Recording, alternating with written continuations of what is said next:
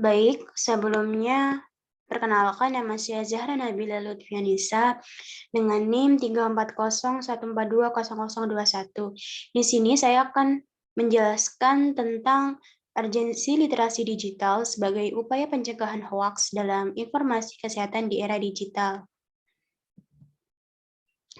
Poin pembahasannya terdapat 5 poin pembahasan. Yang pertama, yaitu pendahuluan. Yang kedua, metode penelitian. Yang ketiga, hasil dan pembahasan. Yang keempat, simpulan. Kemudian yang kelima adalah daftar pustaka. Kemudian yang pertama adalah pendahuluan. Perkembangan dalam teknologi informasi dari waktu ke waktu dapat mengubah dan mempengaruhi pola komunikasi masyarakat, khususnya pada masyarakat digital. Perkembangan alat aplikasi dan komunikasi yang kini telah memasuki era digitalisasi memberikan tantangan tersendiri supaya masyarakat dapat menggunakan teknologi digital dengan bijak dalam mempermudah aktivitas sehari-hari. Hal ini tentunya tidak lepas dari dampak perkembangan teknologi internet yang hingga saat ini sudah berkembang pesat sehingga dapat diakses oleh masyarakat luas. Walaupun faktanya di Indonesia masih terdapat beberapa daerah di pelosok yang belum dijangkau oleh koneksi internet. Penyebaran informasi yang semakin meningkat dengan kemajuan teknologi komunikasi dan informasi mempengaruhi banyak aspek kehidupan di era digital ini. Kecepatan penerimaan informasi tentunya bermanfaat bagi kegiatan masyarakat, apalagi jika informasi yang diterima bermanfaat bagi kehidupan. Akan tetapi, bagaimana jika informasi yang disebarluaskan dan diterima publik ternyata salah atau menyesatkan? Tentu saja hal ini menimbulkan kekhawatiran dan kebingungan tentang kebenaran pesan dan informasi di masyarakat. Apalagi ketika kecepatan pemrosesan dan akses terhadap berita tersebut tidak sesuai dengan kemampuan untuk menjaga kualitas informasi yang disebarluaskan ke masyarakat luas. Kemudian, jika diartikan menurut KBBI Online, hoax berarti berita bohong. Belakangan ini, banyak sekali berita hoax yang beredar di masyarakat. Hal ini tentu mencemaskan, menakutkan, dan bias, serta membingungkan untuk mendeteksi berita bohong. Seperti fenomena hoax belakangan ini, hoax kesehatan tentang vaksin yang kontroversi dan menimbulkan dua kubu, yaitu pro dan kontra Indonesia. Beberapa masyarakat ada yang disebut anti vaksin, yaitu orang-orang yang tidak setuju dengan penggunaan vaksin, bahkan ada yang sampai menyebarluaskan informasi yang tidak tepat seputar vaksin ini. Dan parahnya, berita tersebut dipercaya sebagian masyarakat. Hal ini dapat dikategorikan sebagai propaganda karena penyebaran informasi ini memiliki tujuan khusus untuk mempengaruhi masyarakat supaya tidak percaya dan tidak menggunakan vaksin. Berdasarkan situs berita online, Direktur Surveillance dan Karantina Kesehatan Kementerian Kesehatan Dr. Jen Supardi menerangkan terdapat beberapa penyebab rendahnya angka imunisasi di beberapa daerah yang disebabkan penolakan orang tua karena berbagai alasan. Salah satunya adalah masyarakat meragukan kualitas vaksin yang digunakan dalam program imunisasi massal dan juga terpengaruh berita bohong atau hoax di media sosial. Jen menyebutkan penyebaran berita bohong di media sosial juga mempengaruhi sejumlah orang tua. Ada sekelompok orang tua yang terpapar hoaks media sosial tentang vaksin yang disebut-sebut bisa menyebabkan kelumpuhan bahkan kematian. Faktanya, ketika ditelusuri, hal tersebut tidak ada hubungannya dengan vaksin, melainkan faktor dan penyakit lain. Menurutnya, ada juga sekelompok orang tua yang mencurigai sifat kehalalan vaksin dan menganggap semua anak sudah kebal. Oleh karena itu, mereka menganggap anak tidak perlu untuk divaksinasi. Kehadiran informasi yang tidak akurat ini menyebar sangat cepat melalui media sosial dan aplikasi chat seperti WhatsApp dan lain. Fenomena ini, sebagaimana disebutkan di atas, mempengaruhi keputusan dan keyakinan masyarakat terkait masalah kesehatan. Masyarakat yang belum memiliki pemahaman yang mendalam tentang isu-isu terkait kesehatan atau yang masih kurang dalam literasi kesehatan lebih rentan terhadap rumor palsu. Selain itu juga dipengaruhi oleh mitos dan kepercayaan yang telah diturunkan secara turun-temurun di lingkungan sosial, terutama yang berada di pedesaan yang teknologinya masih minim. Umumnya di daerah seperti itu masih banyak masyarakat yang tidak percaya dengan penggunaan vaksin karena pada zaman nenek moyang belum ada vaksin yang digunakan untuk menjaga kekebalan anak-anaknya, tetapi mereka masih bisa bertahan hidup. Berbeda halnya dengan masyarakat perkotaan yang sudah bisa mengakses teknologi. Mereka cenderung lebih mudah mengakses informasi dan anggapan mereka lebih bisa memilah informasi agar tidak termakan isu hoaks. Namun fenomenanya, meskipun masyarakat berkemampuan digital diasumsikan sebagai halayak aktif atau khalayak yang mampu mengoperasikan peralatan digital dan memiliki kemampuan mengakses dan memilah informasi, masih ada masyarakat yang percaya hoaks di era digital ini. Di sini penulis melihat adanya dinamika komunikasi yang terjadi dalam pertukaran informasi terkait vaksin ini. Padahal menurut penulis, belum tentu informasi yang dibahas adalah informasi yang benar. Penulis juga memandang bahwa pengguna media sosial membutuhkan literasi digital agar dapat memilah informasi yang tidak menyesatkan untuk dipercaya dan disebarluaskan. Oleh karena itu, penulis berasumsi bahwa khalayak yang aktif di media sosial juga harus diimbangi dengan literasi digital agar keaktifan khalayak dapat mencari informasi dapat tepat sasaran. Menurut penulis, fenomena ini juga terkait dengan pola perilaku masyarakat dalam mencari informasi serta budaya berbagi masyarakat Indonesia, apalagi difasilitasi dengan kecepatan dalam mengakses informasi saat ini, namun tidak dibarengi dengan pengecekan keakuratan berita di era banjir informasi ini. Selain itu, penulis akan membahas terkait literasi kesehatan dan literasi digital dapat berperan dalam mengatasi hoaks, khususnya terkait isu kesehatan di masyarakat. Menurut penulis, masalah kesehatan ini penting untuk dibahas karena menyangkut kualitas hidup seseorang. Selain itu, menurut studi literatur, penulis menemukan bahwa hoaks kesehatan ini adalah salah satu hal yang krusial dan menempati posisi di teratas sebagai berita hoaks yang banyak tersebar di masyarakat Indonesia. Tentu saja berbahaya jika hal ini tidak diperhatikan. Ketika masyarakat terpapar informasi hoaks seperti kebijakan vaksin dapat membuat masyarakat kehilangan kepercayaan pada penggunaan dan efektivitas vaksin. Hal tersebut dapat berdampak signifikan pada sistem kekebalan tubuh dan menyebabkan kesehatan yang buruk atau bahkan dapat menyebabkan kematian dan masalah kesehatan lainnya. Kemudian yang kedua adalah metode penelitian. Metode penelitian yang digunakan dalam penulisan ini menggunakan metode kualitatif dengan analisis deskriptif dan teknik pengumpulan data melalui studi pustaka atau studi literatur yang penulis peroleh melalui buku, karya ilmiah, dan jurnal yang relevan dengan topik tulisan ini, yaitu terkait literasi digital dan hoaks informasi kesehatan, terutama yang berkembang di media sosial. Selain itu, penulis menggunakan data yang diperoleh dari internet untuk membantu menjelaskan fenomena tersebut dan media sosial sebagai wadah untuk menyebarluaskan hoaks informasi kesehatan di masyarakat. Kemudian yang ketiga ada hasil dan pembahasan. Yang pertama yaitu e-health di era digital. Seiring dengan perkembangan teknologi, khususnya di Indonesia, saat ini telah banyak diciptakan aplikasi berbasis internet. Bahkan aplikasi ini tidak hanya digunakan untuk hiburan, tetapi juga untuk memfasilitasi kegiatan, baik itu bersosialisasi atau berjejaring media sosial, kegiatan pemerintahan, atau bahkan layanan kesehatan. Dalam artikel ini, penulis melihat bahwa masalah kesehatan penting untuk dibahas di Indonesia karena menyangkut kualitas hidup masyarakat, apalagi di era digital ini, di mana informasi kesehatan dapat diproduksi dan disebarluaskan oleh siapa saja, bahkan oleh orang yang tidak bertanggung jawab atau memiliki keraguan tentang kredibilitas mereka. Jika masyarakat tidak mempercayai informasi mengenai ini, maka akan berdampak pada kesehatan bahkan dapat berdampak pada kematian seseorang. Saat ini banyak sekali fenomena yang terjadi di masyarakat yang berimplikasi pada kesehatan karena perkembangan teknologi komunikasi dan informasi di Indonesia. Saat ini sudah banyak ditemukan aplikasi digital, salah satunya untuk konsultasi antara dokter dan pasien, sehingga tidak dibatasi oleh jarak, ruang, dan waktu. Informasi ini hadir dalam bentuk digital yang dapat diakses oleh siapa saja dengan koneksi internet. Namun hal ini harus diimbangi dengan kemampuan dasar pengguna untuk tidak begitu saja mempercayai informasi tersebut dengan mudah. Masyarakat diharapkan memiliki sikap kritis untuk memeriksa kembali atau memverifikasi asal dan kredibilitas aplikasi dan sumber aplikasi konsultasi kesehatan online. Aplikasi konsultasi online hadir karena perkembangan teknologi internet yang memungkinkan untuk mempermudah pelayanan kesehatan atau bisa juga disebut telemedicine atau e-health. Dalam Widya Studi 2008 disebutkan bahwa telemedicine adalah pelayanan kesehatan jarak jauh yang memuat seluruh kegiatan medis yaitu diagnosis, pemeriksaan, pencegahan wabah penyakit, pendidikan kesehatan berkelanjutan, serta penelitian dan evaluasi. Kemudian Widya Stuti juga menjelaskan definisi telemedicine, bahwa telemedicine adalah aplikasi elektronik, komputer, dan telekomunikasi dalam rekayasa biomedis untuk bertukar informasi medis dari satu tempat ke tempat yang lain untuk membantu pelaksanaan prosedur medis. Sebagai layanan aplikasi medis, manfaat e-health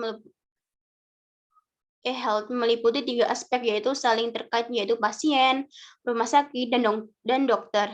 Manfaat langsung bagi pasien adalah percepatan akses pasien ke pusat rujukan, mendapatkan pertolongan pertama sambil menunggu pertolongan langsung dari dokter pribadi. Pasien yang merasa masih dekat dengan rumah di mana kerabat dapat memberikan dukungan serta memilih pasien yang membutuhkan rawat inap dan yang tidak. Manfaat bagi rumah sakit adalah jaminan mutu pelayanan bagi masyarakat dengan sistem operasional manajemen rumah sakit yang otomatis. Sedangkan bagi dokter merupakan percepatan transformasi informasi sehingga memudahkan pengambilan keputusan dan kedekatan tanpa batas dengan pasien. E-health berbasis rumah sakit jika melihat penjelasan teori di atas, kredibilitasnya dapat dipertanggungjawabkan, namun terkadang masyarakat belum bisa menggunakan atau menerima informasi berbasis aplikasi digital.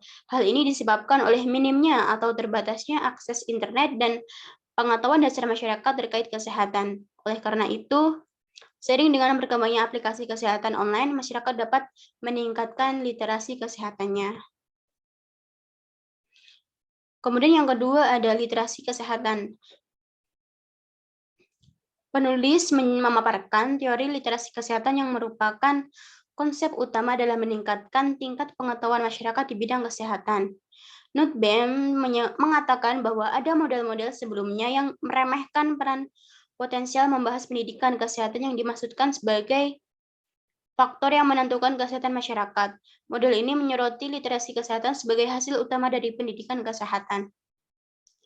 Di sini Nussbaum menguji konsep literasi kesehatan dengan mengidentifikasi perbedaan antara literasi kesehatan fungsional, literasi kesehatan interaktif, dan literasi kesehatan kritis. Melalui analisis ini, Nussbaum mengembangkan literasi kesehatan lebih dari sekedar bertukar informasi atau pesan, tetapi juga mengembangkan kemampuan audiens untuk dapat membaca pamflet dan membuat kesepakatan atau keputusan dengan sukses.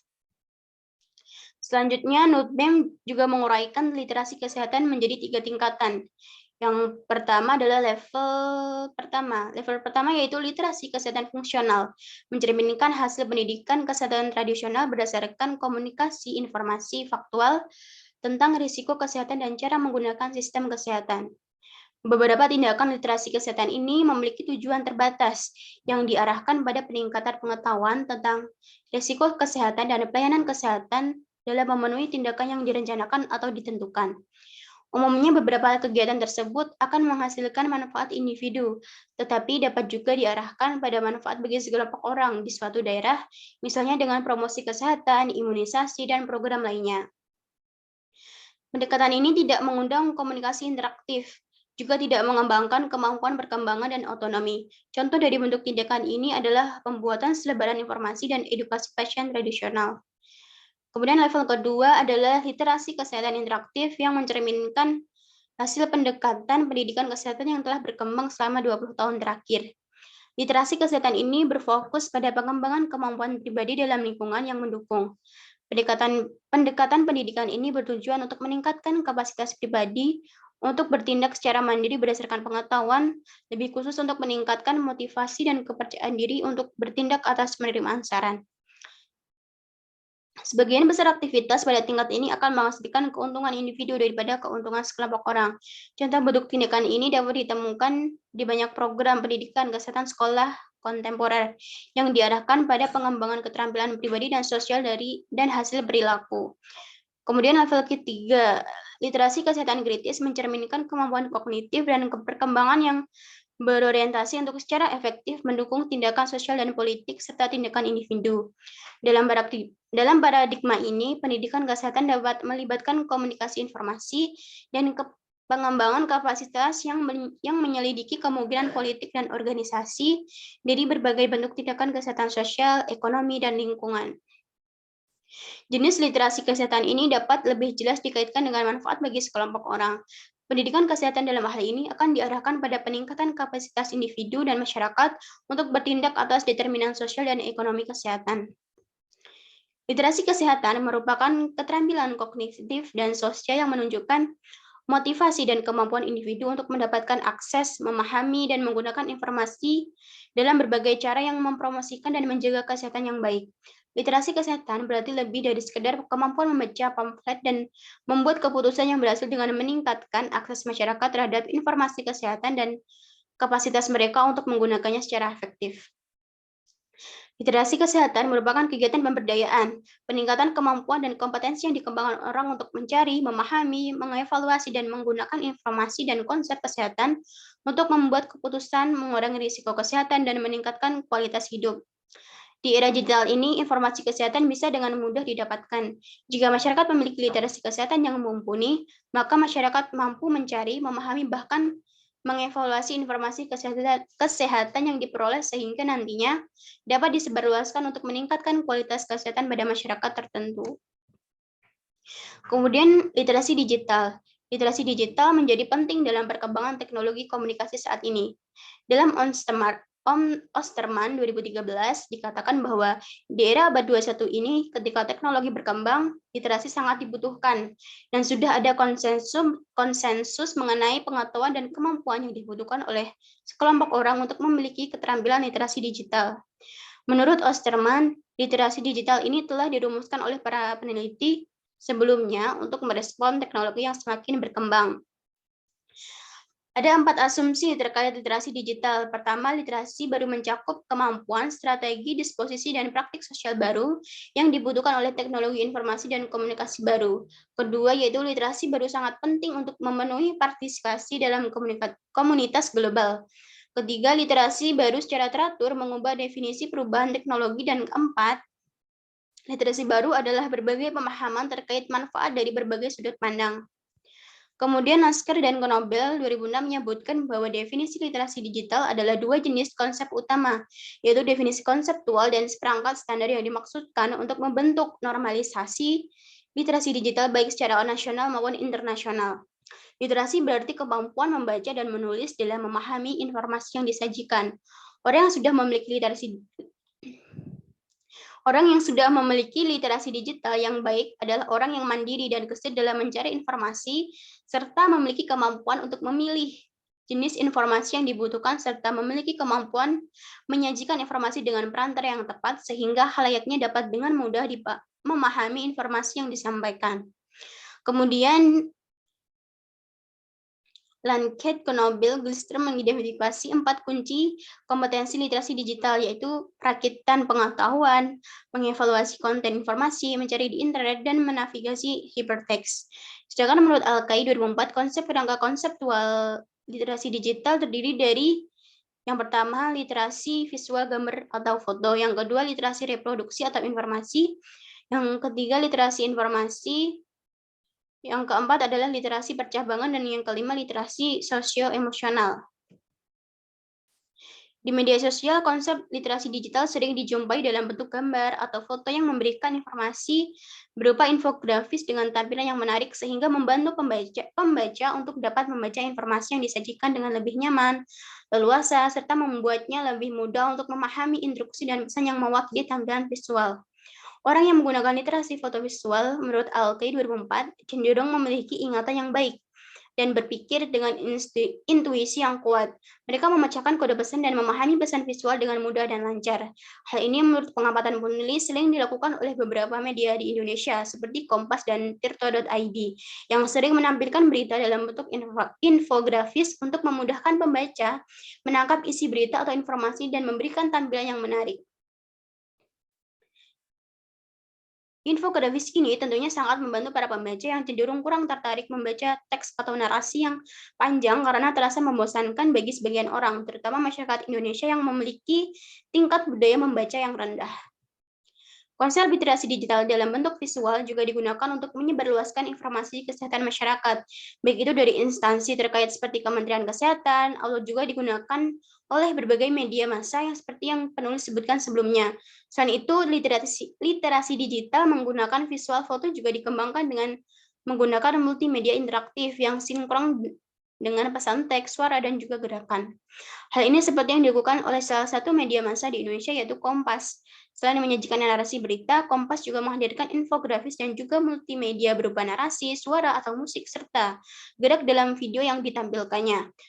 Tentunya ini akan semakin menarik dan mampu menyampaikan konten tepat sasaran dan membantu memuat informasi yang menyesatkan pembaca atau informasi yang hoax.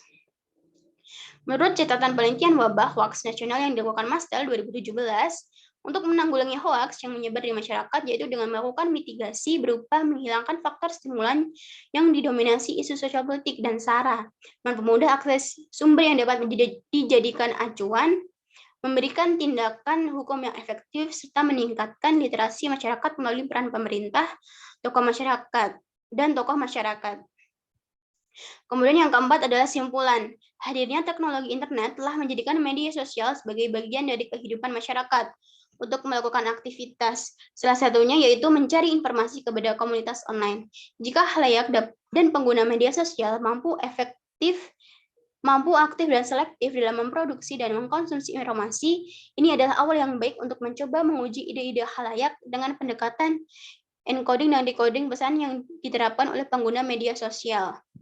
Dengan literasi digital diharapkan khalayak dapat menghasilkan pesan atau informasi dan mampu selektif dalam mencari informasi yang dibutuhkan karena kemampuan khalayak menghasilkan dan memilih informasi yang sesuai dengan kebutuhannya. Di era konvergensi ini, penonton tidak hanya sebagai penerima, tetapi juga aktor dalam komunikasi, khususnya di ranah digital. Siapapun saat ini bisa menjadi pengguna yang aktif dan selektif jika memiliki kemampuan mengoperasikan media sosial untuk aktivitas sehari-hari.